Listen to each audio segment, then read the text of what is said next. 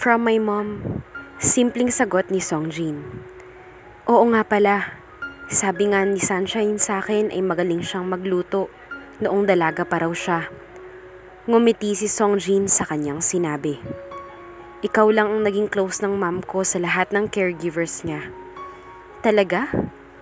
Ang sungit naman kasi ni Sunshine noon eh. Pero alam kong nagsusungit lang yun dahil may sakit siya. She only needs love and hope. Lumamlam ang pagkakatitig ng binata sa kanya. Thank you. Seryosong sambit ni Songjin. Maya-maya habang patuloy pa rin siya sa pagkain. Ha?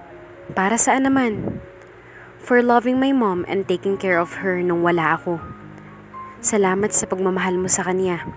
At least bago siya nawala, naranasan niyang mahalin siya ng katulad ng pagmamahal mo sa kanya. Alam kong minahal mo siya ng higit pa sa pagiging caregiver. Napalunok tuloy siya ng kanyang kinakain. Nang wala sa oras dahil sa emosyong nabasa niya sa mga mata ni Songjin habang nakatingin ito sa kanya. Napainom muna siya ng iced tea. Bago siya nakapagsalita. Paano mo naman nalaman na minahal ko si Donya? Wala ka naman on sa mansyon.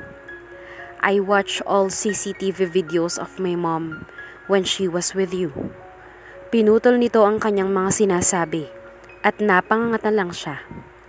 Pinanood mo? Tumango ito kaya nakaramdam siya ng hiya.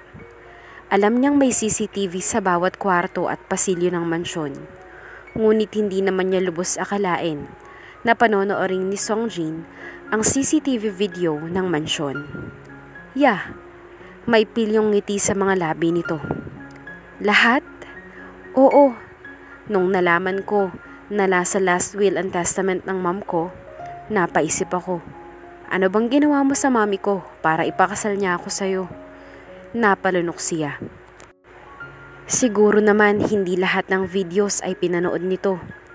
Nahihiya siya dahil may mga araw na kinakantahan at sinasayawan niya pa si Donya Florentina noon. Ganoon ba, Songjin? Multi-talented ka pala. Mapang-asar nitong tanong at ngumiti bago uminom ng iced tea. Lalo tuloy na mula ang kanyang mga pisngi at parang lulubog na siya sa kanyang inuupuan. Napanood mo rin ba ang kabaliwan ko dati? Bakit hindi ka sumali sa mga talent show? Sinamaan niya ito ng tingin kaya napatawa ito. Alam naman kasi ni Trixie na trying hard lamang siyang kumanta at trying hard lang din siyang sumayaw. Bakit kasi pinanood mo pati yung mga pagkanta at pagsayaw ko? Kanta pala yun? Nangaasar pa rin itong tanong sa kanya. Lalo tuloy nag-init ang kanyang mga pisngi. Mas lalo siyang nahiya. Songjin, sakalin kaya kita ulit dyan. Inirapan niya ito sa sobrang hiyang nararamdaman niya. Tumigil ito sa pagtawa bago ito unti-unting napangiti. But I like it. Siya naman tuloy ang napatigil sa pagkunot ng kanyang noo. Sinalubong niya ang kakaibang tingin ni Songjin. Pinanood ko lahat ng CCTV videos. That's why I understand the reason why my mother chose you to be my wife. Nag-iwas siya ng tingin kay Songjin. Sinalubong niya ang kakaibang tingin ni Songjin sa kanya. Nag-iwas siya ng tingin dito at ayaw niyang paasahin ang kanyang puso. Ano naman ang naiintindihan mo bukod sa pang-asar mo sa pagkanta ko? That you are perfectly beautiful inside and out. Uminom pa itong muli ng iced tea bago ito tumayo. Namula ang pisngi nilang dalawa sa huling sinabi nito. Ikaw nang maghugas ha? Mag-shower lang ako at nag-aamoy bagong ako eh. Sabi ni Songjin at hindi ito makatingin ng diretso sa kanya. Tumango lamang siya habang pinapakalma niya ang pagkabog ng kanyang puso. Ibig ba nitong sabihin ay maganda siya? Hindi lamang sa panlabas na anyo, kundi pati na rin sa kanyang kalooban? Marahil ay napanood nito kung paano niya alagaan si Donya Florentina noon. Palagi niyang pinapasaya ang matanda dahil napakamalungkutin nito. Palaging nasa tamang oras ang pagkain ng Donya dahil sinisigurado niyang makakakain ito ng maayos. Itinuring niya ito na higit pa sa sariling ina. Minahal niya ito ng totoo at hindi niya inaasahan na pamamanahan siya nito. Marahil ay nakita ni Songjin kung gaano siya kabuting babae sa lahat ng CCTV videos na napanood nito. Later, we will talk about us. Hintayin mo ako sa living room. Alright. Napalunok si Trixie sa sinabi ni Songjin. Muli niyang naalala na nais nga pala nitong mag-inuman sila ngayong gabi. Napakagatlabi siya. Agad niyang niligpit ang pinagkainan nilang dalawa at hinugasan niya kaagad ang mga iyon. May pagmamadali sa kanyang kilos upang makaligo rin siya. Nais niyang makapag-shower dahil nag-aamoy bagoong rin siya. Huminga ng malalim si Trixie bago siya lumabas ng pinto ng kanyang kwarto. Alam niyang nasa living room na si Songjin at hinihintay na siya nito doon. Dahil kanina, habang naliligo siya ay narinig niyang kumatok ito sa pintuan ng kwarto niya at sinabi na lang niya na maghintay ito dahil naliligo lang siya saglit. Napatingin agad si Songjin sa kanyang suot na damit. Para bang natulala ito sa pagkakita sa kanya dahil isang manipis na night dress lamang ang kanyang suot-suot. Hindi niya sinusuot ang mga ganitong klaseng damit pantulog simula nang tumira silang dalawa ni Songjin sa iisang bubong. Panay ternong t-shirt with pajama or short lamang ang kanyang sinusuot. Ngayon pa lamang siya naglakas loob na isuot ang isa sa mga nighties niya. Isa iyong royal blue nighties na manipis ang satin na telang humahakab sa kurba ng kanyang maalindog na katawan. Hindi niya rin alam kung intensyon niya bang akitin ito sa gabing iyon dahil kanina pa siyang parang sinisilaban ng apoy sa loob ng kanyang katawan. Napalunok si Songjin nang mapadako ang tingin nito sa mululusog niyang hinaharap na halos nagkuumapaw sa dibdib niya. Nagsuot kasi siya ng push-up bra para mas lalong maging kaakit-akit ang dibdib niya. Ngunit ngumiti siya upang mabawasan ang tensyon sa pagitan nilang dalawa. Natuto na siya noon kay Gavin Salvador. Hindi niya ito pinagbigyan sa kama kaya iniwanan siya nito. Kaya ngayon ay hindi niya yun gagawin kay Songjin.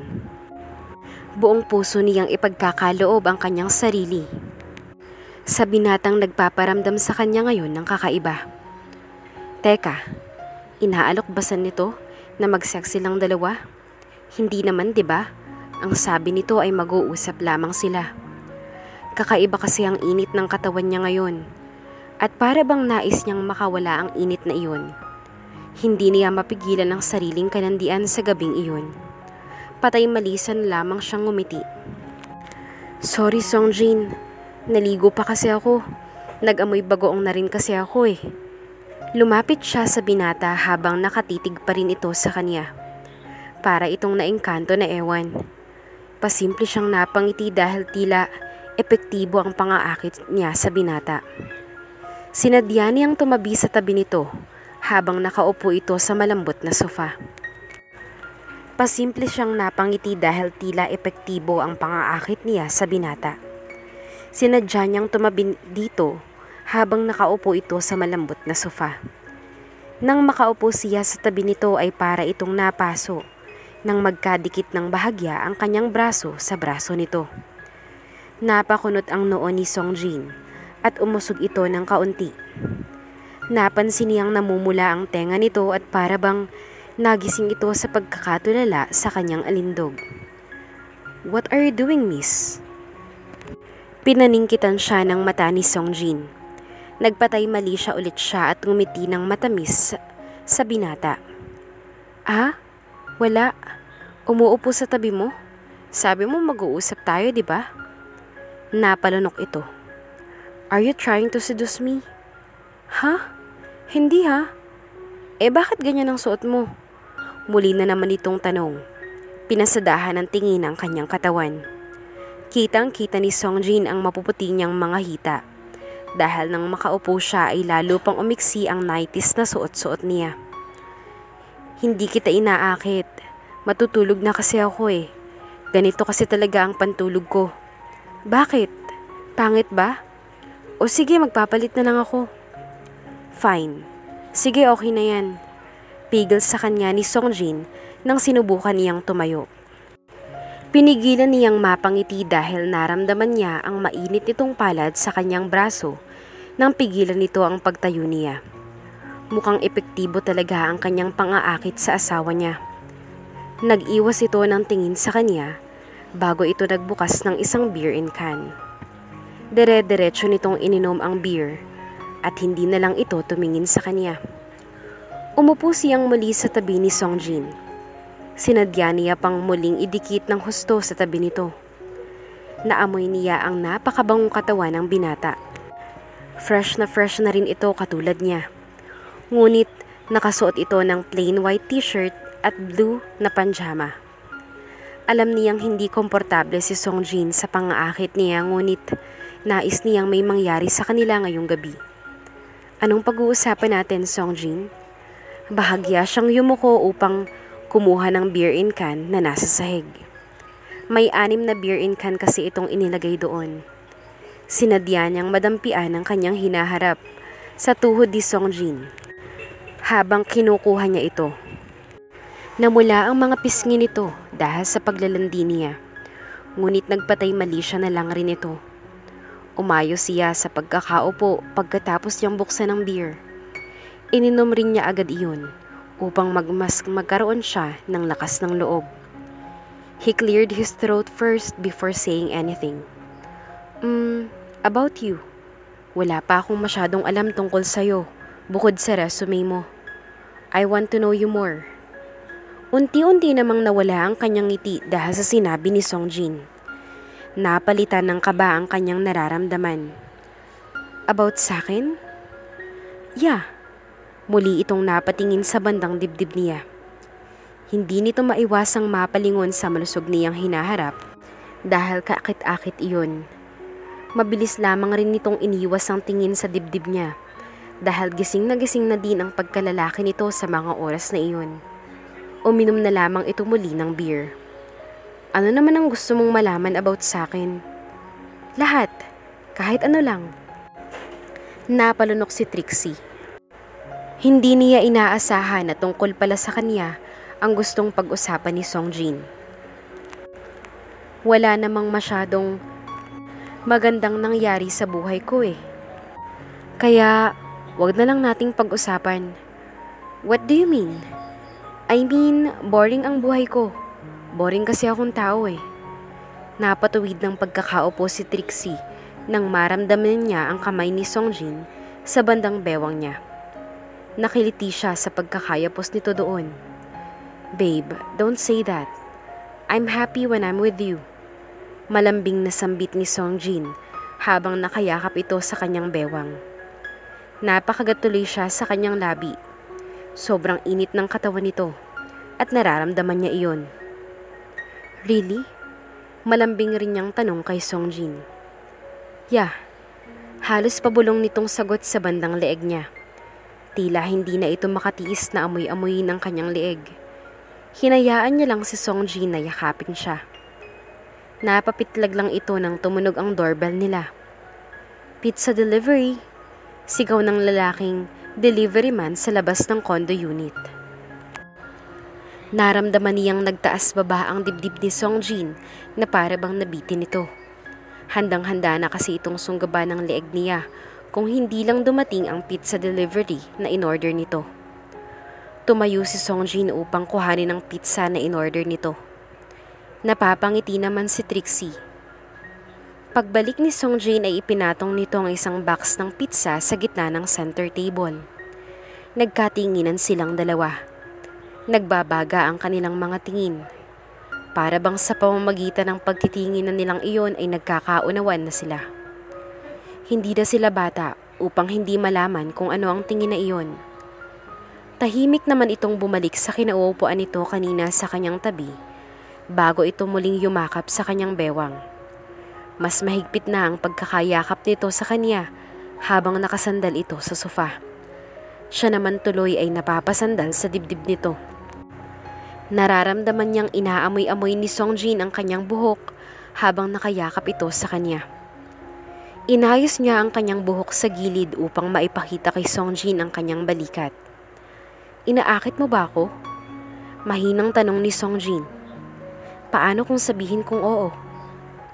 "You're very seductive, my temptress," bulong ni Songjin sa kanyang tenga habang ang dalawa nitong mga kamay ay nagsisimula na. Hindi alam ni Trixie na magiging espesyal pala ang gabing iyon dahil nauwi iyon sa isang mainit na tagpo. Lumipas ang mga araw ay patuloy pa rin ang pangulit sa kanya ni Attorney Jacob. Attorney Jacob never stopped telling stories about his life or about the stuff he likes and dislikes. Marami itong kinukwento habang kumakain sila sa isang fine dining restaurant na malapit lamang sa Gongxing Electronics. Ayaw na sana si Trixie na kumain pa dahil gusto na niyang tapatin si Attorney Jacob na wala na itong aasahan sa kanya. Ngunit hindi siya makahanap ng pagkakataon. Panay kasi ang kwento nito. Gongxing Electronics. Ayaw na sana si Trixie kumain pa dahil gusto niyang tapatin si Attorney Jacob na wala na itong aasahan sa kanya. Hindi niya rin kayang biglayin ito. Mukhang masayang-masaya pa naman ito ngayon. Wala siyang nagawa kundi ang tahimik na makinig at ngumiti ng pilit habang nagkukwento ito. Nakatingin lamang ang mga bodyguard ni Songjin sa di kalayuan. Kanina ay nilapitan sila nito at sinabing pinauuwi na raw siya ni Songjin. Tumanggi siya dahil nais pa niyang makausap si attorney at tuldukan ang panliligaw nito sa kanya. Sinabi na lamang niya sa mga bodyguards ni Songjin na may pag-uusapan lang silang mahalaga. Narespeto naman siya ng mga ito at tahimik na naghintay sa hindi kalayuan. Hindi niya alam kung bakit pinapabantayan siya ni Songjin sa mga ito. Simula kasi nang lumabas siya sa kondo nila ay nakasunod na palagi ang mga ito sa kanya. Para tuloy siyang anak ng isang mayamang negosyante na pinapabantayan sa mga bodyguards upang hindi makidnap. "My friend is really excited to meet you. Sabi ko nga sa kanya, ipapakilala na kita sa kanya one of these days." Patuloy ni Attorney Jacob sa pagsasalita. Marami ang napapatingin sa kanilang dalawa dahil gwapo rin naman si Attorney Jacob. May sinasabi rin ang kakaisigan nito. Ngunit kung ikukumpara niya ito kay Songjin ay talagang walang-wala ito. Lalo na ngayong nakita niya na ang lahat-lahat dito. Masasabi niyang hulog ito ng langit sa mga babae. Huminga ng malalim si Trixie. Nagpipintig na kasi ang kanyang tenga sa paraan ng pagtawag ni Attorney Jacob sa kanya ng baby. Para sa kanya ay hindi naman iyon maganda at hindi naman iyon tama dahil wala naman silang relasyon. Hindi siya komportable sa tuwing tatawagan siya nito. Attorney, ano kasi? Sinubukan niya muling magsalita. Ngunit hinawakan ito ang kanyang kamay. Kanina pa nito pinuputol ang pagsasalita niya, kaya mas nainis siya. Halos tapos na silang kumain, ay wala pa rin siyang nasasabi tungkol sa nais niyang sabihin dito. Napakadaldal naman kasi nito. "Tomorrow is my birthday. I want to have you. Please come to my birthday." Pumikit siya ng mariin at nilakasan na niya ang kanyang loob. "Attorney, hindi mo na ako pwedeng ligawan. Nagkakamabutihan na kami ni Songjin." Seryosong sabi niya kay Jacob. Natigil nito at unti-unting nawala ang ngiti nito. "Oh, iyon lang ang nasabi nito. Pasensya ka na, attorney. Hindi rin namin inasahan na magkakamabutihan kami ng asawa ko." "Do you think gusto ka talaga niya? Sinabi niya ba niya na gusto ka niya, Angelica?" Medyo kunot ang kanyang noong tanong nito. Siya naman ang natigilan sa tanong nito. Bahagya siyang nakaramdam ng inis sa itinanong nito. Napaisip rin siya. Hindi pa sinasabi ni Songjin na gusto rin siya nito, ngunit sapat na ang mga halik at yakap nito upang maramdaman niyang gusto rin siya ng tao. Napalunok siya at hindi agad nakasagot. "See? Hindi mo pa kilala si Songjin. He always play around. Sa mga mayayamang katulad niya, ay walang sineseryosong babae ang mga yan. Ang gusto lang nila ay ang katawan nito. Muli siyang napalunok. Naalala niya si Gavin Salvador, ang dating amo niya. Ang lalaking minahal niya rin noon. Mayaman ito at nasaktan siya ng husto dahil katawan niya lang ang habol nito sa kanya noon. Hinawakan ni Jacob ang kanyang kamay. Listen to me. Huwag kang madadala sa mga romantic moves ng mga lalaki. They just want your body.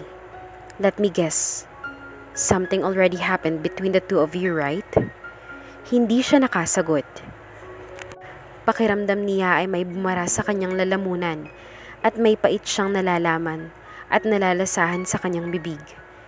Nanlabo rin ang kanyang mga mata dahil sa mga nagbabadyang luha. See? He got you already. Hindi talaga siya nakapaghintay. Napatiimbagang si Jason dahil napaluha siya. Hindi mo na problema kung seseryosohin man ako o hindi ni Songjin. Nakapayo kong sabi niya. Naiinis na rin siya sa kadaldalan nito. I know that.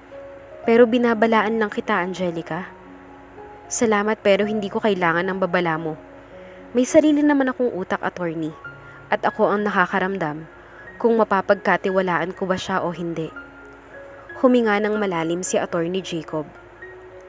I'm sorry, Angelica. Fine. Titigilan ko na ang panliligaw ko sa'yo.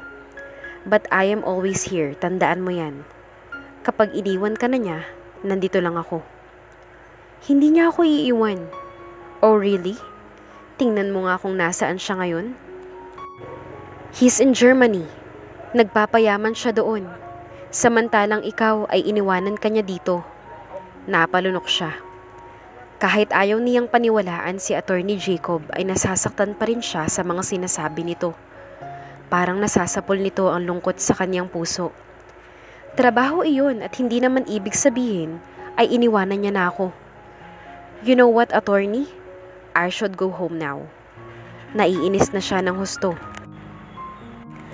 Kaya naman tumayo na siya sa kanyang kinauupuan. Tumayo rin si Jacob at pinigilan nito ang pag-alis niya. Bitawan mo ko, attorney. Mahinang sambit niya dahil napapatingin sa kanila ang mga taong nasa loob ng restaurant. Sorry, Angelica. I'm sorry. Nasaktan lang kasi ako sa pangbabasted mo sa akin. Sorry. Can we still be friends? Seryoso at nagmamakaawa nitong tanong sa kanya. Naawa naman siya bigla sa itsura nito. Nauunawaan niya rin na nabigla lang ito sa pangbabasted niya. Please, pumunta ka sa birthday celebration ko bukas. Kahit bilang kaibigan ko lang. Okay. Medyo inis pa rin niyang sagot pero may halo na iyong awa at pag-unawa. Thanks, baby. I mean, Angelica. Akmang hahawakan ulit ni Jacob ang kamay niya. Pero may dalawang bodyguard na ang pumagitna sa kanilang dalawa ni Jacob. Yumuko muna ang mga ito bilang paggalang sa kanya. Sorry, Mrs. Song. President Song ordered us to take you home right now. Hinawakan ng dalawang malaking guard ang magkabilang braso niya. Nanlaki ang kanyang mga mata sa pagkabigla. Naalala niya tuloy ang mga nurse na bumuhat rin sa kanya kahapon. Agad namang nagreklamo si Attorney Jacob dahil sa pagbitbit ng mga bodyguards sa kanya. Hey, let her go! Galit na si ni Attorney Jacob sa mga bodyguards ni Songjin. Hahabol na sana ito sa mga bodyguards na nagbubuhat sa kanya, ngunit hinaharangan na ito ng 3 pang malalaking lalaking bodyguards. Angelica, padaanin niyo ako! Ngunit hindi ito pinadaan ng mga bodyguards ni Songjin. Napaatras ito dahil sa malalaking katawan ng bodyguards na humarang dito. Inisinakay naman agad si Trixie ng mga bodyguards sa isang magarang kotse. Sorry, Mrs. Song. Hingi ng paumanhin ng mga bodyguards sa kanya pagkatapos siyang paupuin sa loob ng kotse. Pinakatingnan pa niya ang mga ito para bang tataka siya. You need to go home now. Seryosong sabi pa ng isa. Nais niyang mapakamot sa kanyang ulo dahil sa mga nangyayari sa kanyang paligid. President, we are on our way to your condo. We have your wife, sir. Napatas ang kilay ni Trixie sa sinabi ng bodyguard ni Songjin habang may kausap ito sa telepono. Sa tingin niya ay ang asawa niya ang kausap nito. Inagaw ni Trixie ang cellphone. Nagulat man ang bodyguard ay hinayaan siya nito. Good. Narinig niyang sagot ni Songjin. Parang tumalon ang kanyang puso nang marinig niya ang boses nito. She missed him. Empakto ka. Bakit mo ako iniwan? Hindi ka man lang nagpaalam sa akin ng maayos. Tapos ngayon ay pinabibitbit mo ako sa mga bodyguards mo. Tila nagulat ito nang siya ang mismong marinig na nagsasalita sa kabilang linya. Bakit ka nakipag-date kay Shokoy? Tanong ni Songjin sa kanya. Ano ba? Hindi ako nakipag-date. Well, let's talk tomorrow. I have to go. May pagtatampo pa rin ang tono ng boses ni Songjin sa kabilang linya. Ano? Naiinis si Trixie dahil busy tone na lang ang kanyang narinig. Hindi pa nga sila nakakapag-usap ng 1 minuto ay binaba na agad nito ang cellphone. Miss na niya na ito. Masasakal talaga kita, Songjin, pag umuwi ka dito. Napapangiti naman ang mga bodyguards ni Songjin dahil sa kanyang pagsigaw sa loob ng kotse. Nais niyang mapahikbi dahil miss na niya ang asawa. Samantalang parang ayaw naman siya nitong kausapin. At parang nagmamadali pa ito. Bukas na daw sila mag-uusap? Tatawag ba ito sa kanya bukas? Please tell him my cellphone is broken. He can't contact me. Nakangusong sabi ng isa sa bodyguards. Okay, Mrs. Song. Noted. Maingay, magulo, mausok at maraming tao. Kanina pa nahihiya at hindi komportable si Trixie sa loob ng bar kung saan gaganapin ang birthday party ni Attorney Jacob.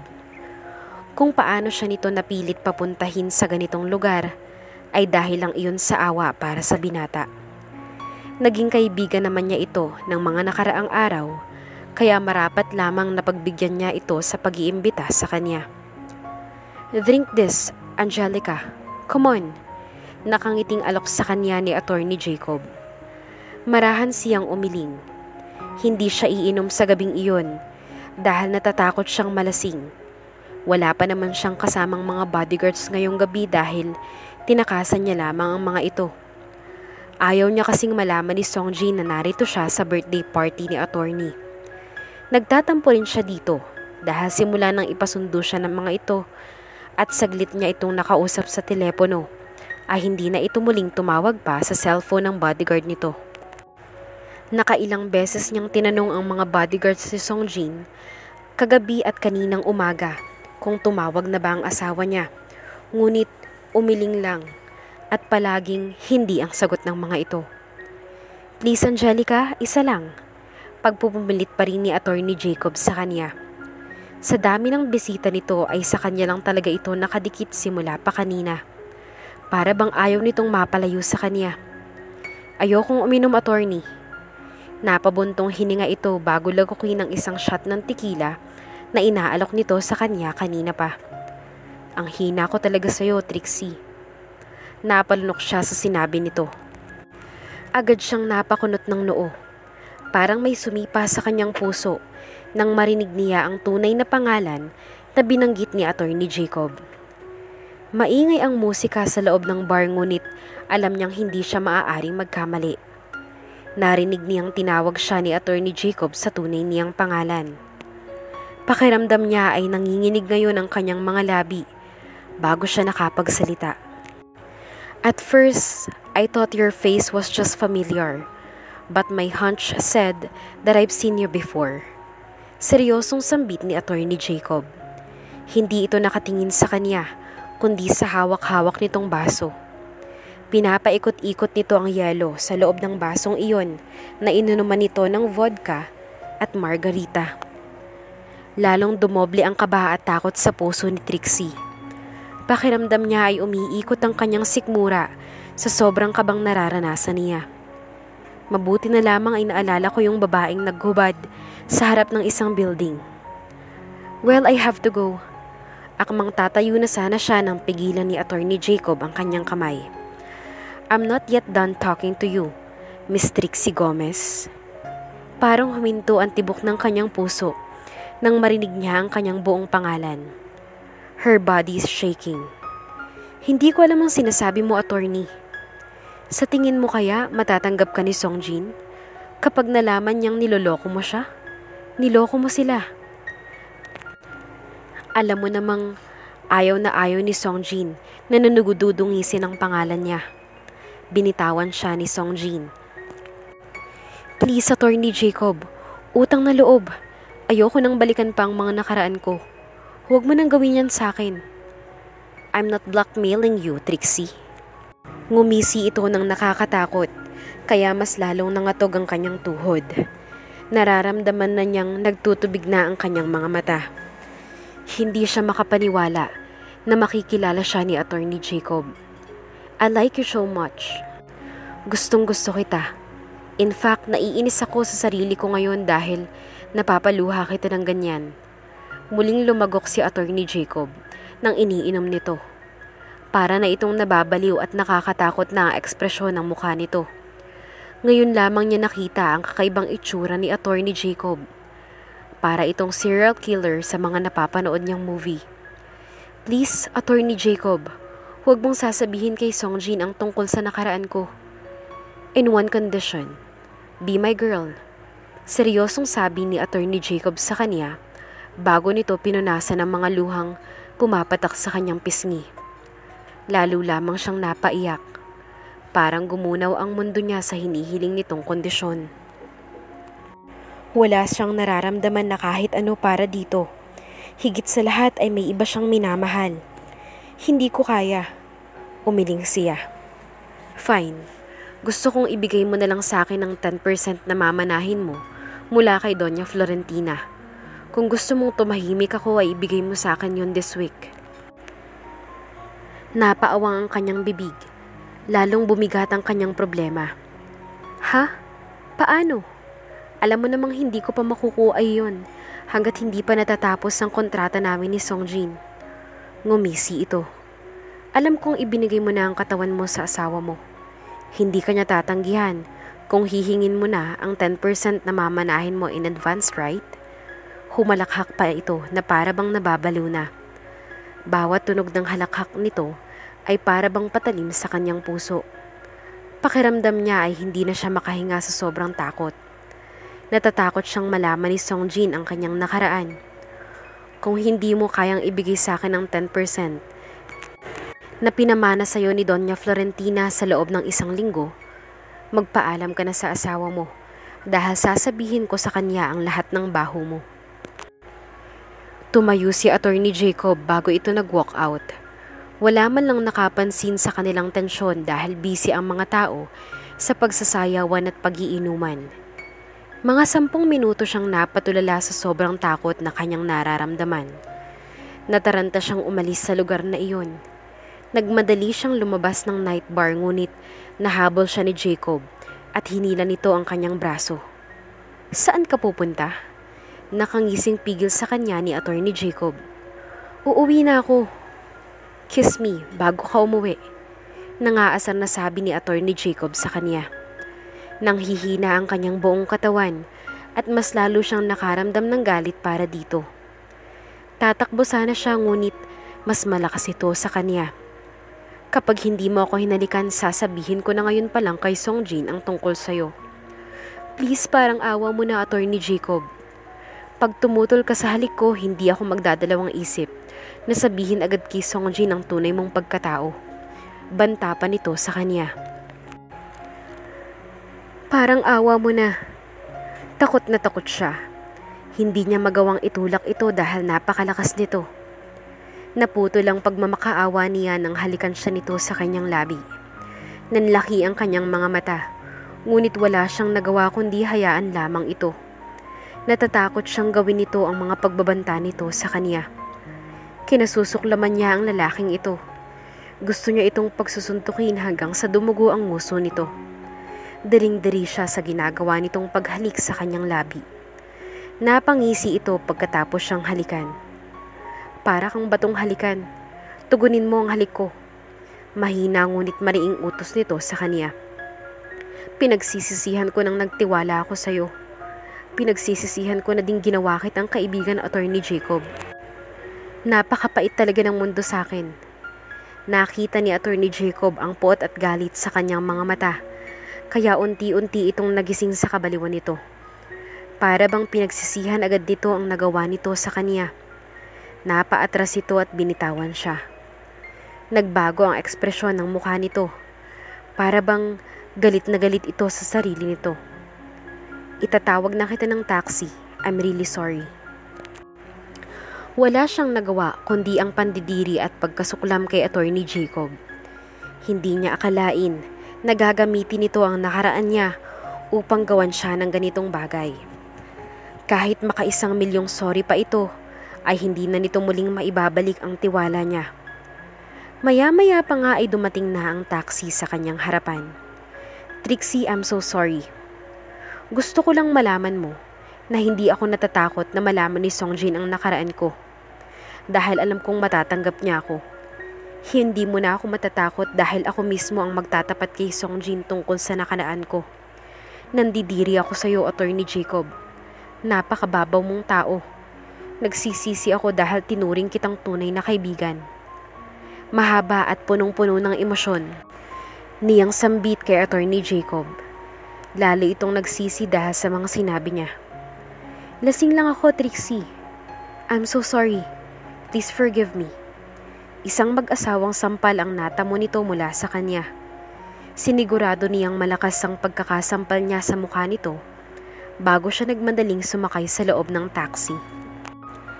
Nakita niyang napaiyak si Attorney Jacob at napasabunot ito sa sarili nitong buhok. Habang nasa loob siya ng taxi ay panay ang kanyang paghagulhol hanggang sa makarating siya sa tapat ng kondo. Hindi niya akalain hanggang ngayon ay napakalupit pa rin ang mundo para sa kanya. Nais na niyang maligo at magsipilyo ng 1,000 beses dahil diring-diri siya sa ginawang paghalik ni Jacob sa kanya. Ngunit pagbukas niya ng pintuan ng condo unit niya ay para siyang pinagsakluban ng langit at lupa. Nanlalamig ang buong katawan niya dahil sa nakita niya si Songjin na may kahalikang babae sa loob mismo ng kwarto nila. Napatingin ito sa kanya. Madilim ang mukha nito na para bang galit na galit ang mga mata nitong nakatingin sa kanya. Ngunit parang nilamukos nito ang puso niya dahil hindi ito tumigil sa pakikipaghalikan sa babaeng Koreana. Napaatras siya sa sobrang sakit na kanyang nararamdaman. Nag-iwas agad siya ng tingin sa mga ito. Kailan pa nakauwi si Songjin? Anong ginagawa nito dito sa Korea? Hindi ba't nasa Germany ito? Bakit ito narito at may kasama pang babae? Napayuko siya at sunod-sunod na nagpataka ng kanyang mga luha.